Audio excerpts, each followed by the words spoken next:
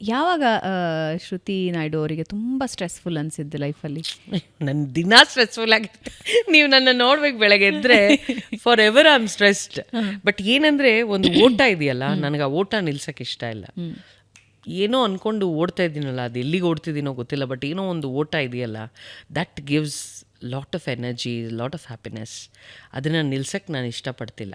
So ಏನೇನು ಈಗ ನನಗೆ ಫಸ್ಟ್ ಕನ್ನಡದ ವೆಬ್ ಸೀರೀಸ್ ಮಾಡಿದಾಗ ಅವ್ರು ಕೊಡೋ ಹಣ ಆಗಲಿ ಅಥವಾ ಅದು ಹೇಗೆ ರೀಚ್ ಆಗ್ಬೋದು ಅದೆಲ್ಲ secondary. I was so happy, I was so excited. Okay, ನನಗೆ ಆಪರ್ಚುನಿಟಿ ಸಿಕ್ತಲ್ಲ, ತುಂಬ ಚೆನ್ನಾಗಿ ಮಾಡಬೇಕೀಗ. ಸೊ ಇವತ್ತಿಗೂ ಹಿಂದಿ ಇಂಡಸ್ಟ್ರಿ ಇರ್ಬೋದು, ತೆಲುಗು ಇಂಡಸ್ಟ್ರಿ ಇರ್ಬೋದು. ಈಗ ನಮಗೆ ತೆಲುಗೂಲಿ ಅಯ್ಯನ ಮನೆ ಬಂದಿದ್ದಕ್ಕೆ ಆಹಾದವ್ರು ಕರೆದು ನನಗೆ ಇನ್ನೊಂದು ವೆಬ್ ಸೀರೀಸ್ ಕೊಟ್ಟಿದ್ದಾರೆ, Telugu web series. So again ನಾವು I am running towards that. ಅಲ್ಲೇನೋ ಒಂದು ಬೇರೆ ಮಾಡಬೇಕು, ಅಲ್ಲಿಂದ ನೆಟ್ಫ್ಲಿಕ್ಸ್ಗೆ ಹೋಗಬೇಕು.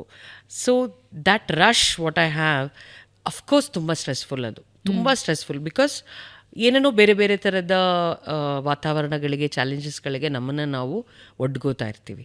So it is stressful, but I love that stress. ನನಗೆ ಅದು ಬಿಡೋಕ್ಕೆ ಇಷ್ಟ ಇಲ್ಲ.